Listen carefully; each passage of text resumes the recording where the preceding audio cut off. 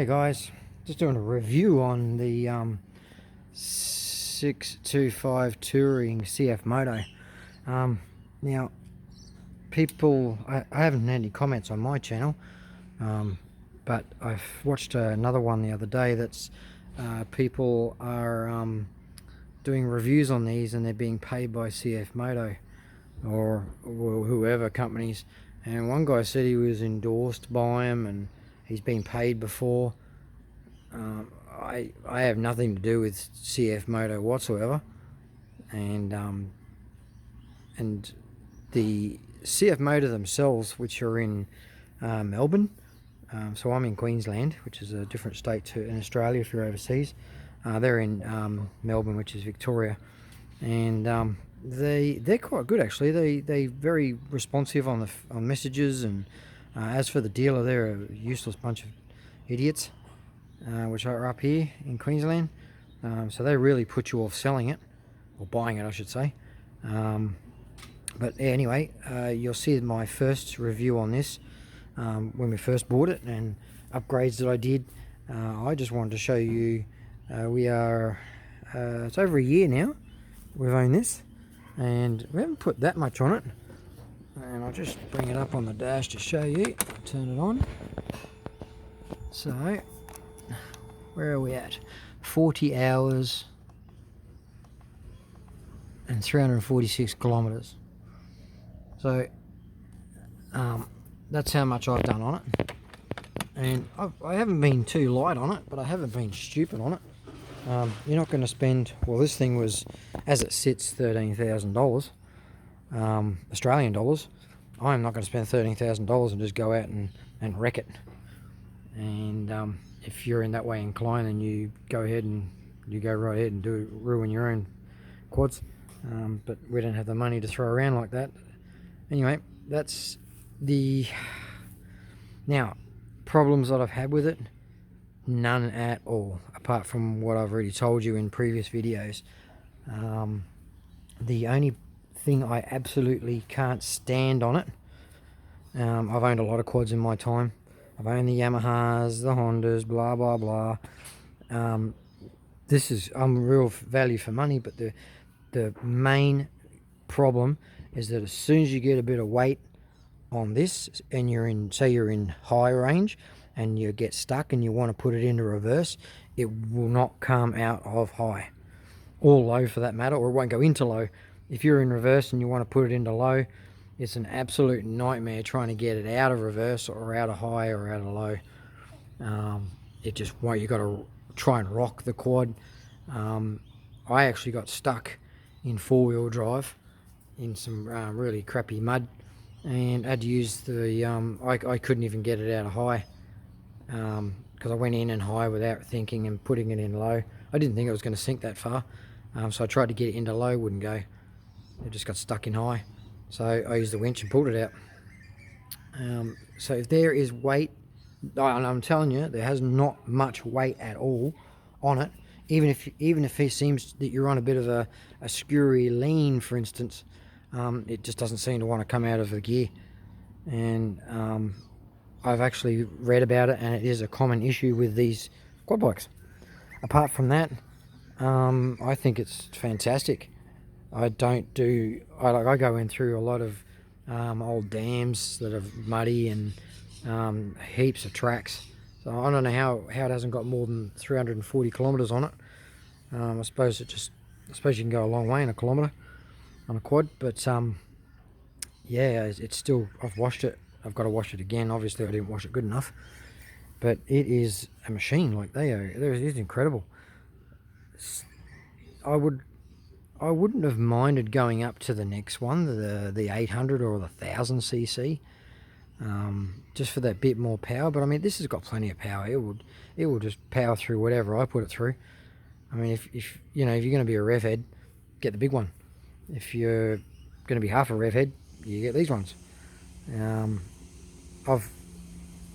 It's just, that's my concern, was telling you that I am not a dealer. I am not just an everyday dude that does a review on, as you can tell by my lovely footage on my phone.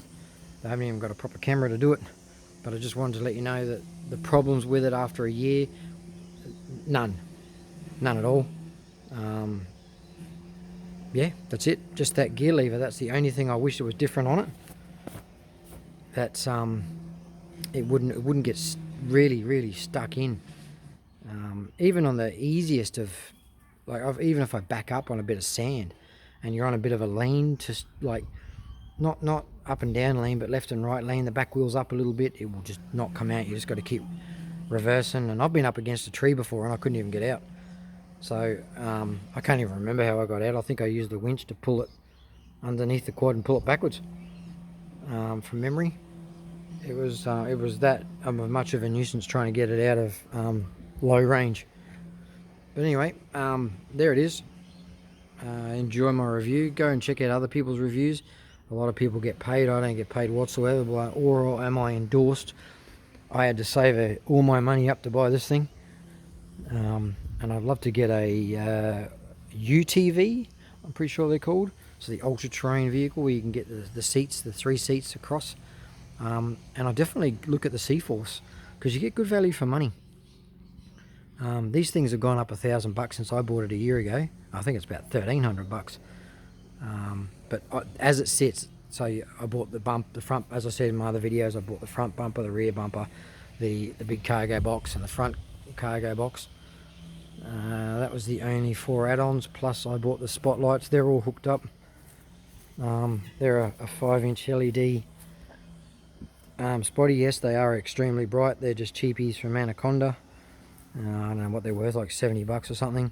Use one of those car number plates and reinforced it up under here onto the bar. They're pre-existing spotlight mounts, because it wouldn't fit. It would be they're hitting up against here. So as you can see, it's not pushed, it's just sitting there, so it's not pushing up against. Sorry for my crappy camera work, but yeah, there it is. Hey, you got any questions, ask me and I'll try and answer you. That's my best of my knowledge. But I service it myself. They reminded us that we had to get a service done on it. I asked them how much it was. They said $450. I said you can keep it. It doesn't avoid the warranty. Get down, bear. Sorry, my dog's jumping up on the thing. It doesn't void the warranty if you do it yourself. All the warranty, the servicing does is grease all the joints, check everything's tight, and change the oil filter, which I do. And I'm not sticking to the book. I'm going to do it every half of the time. So if it recommends, I can't remember the time recommendation off the top of my head, but say if it recommends 6 months, I'm going to do it every 3 months. Why? Because I want to, and I don't want any problems with it. So there it is. I'm going to change the diff oil and the rear diff oil yearly. I'll do that yearly. We don't submerge it in water, so I don't have to worry about things like that. Even then, they're vented high, quite high actually. It's really good. But there it is. It's quite high off the ground. There's a border collie. She just climbed straight underneath it, and it's actually really high. You could lay down. A human could lay down. There's enough clearance to go straight over the top of them. It's quite a really decent clearance. I'll see if I can get that right down low, show you. But like, it's decent. I don't know. It's got to eat well over a foot. Well over 30 centimeters. It's got to be even 40 centimeters. That's a huge gap. And tighten the springs up. I suppose you get it a bit higher. But there it is. It's high enough. Anyway, impressive. I love it. I would happily buy another one. I'm not allowed to. I'm Mrs. So I'm not allowed to, because she wants to buy a UTV. This is her bike. So that way, if I buy her a UTV, I can get this one. But that's a lot of saving. You know what it's like with kids if you're watching this. They come first, all their bills and crap. Anyway, happy riding, stay upright, and go and get yourself one. They're really good. Cheers.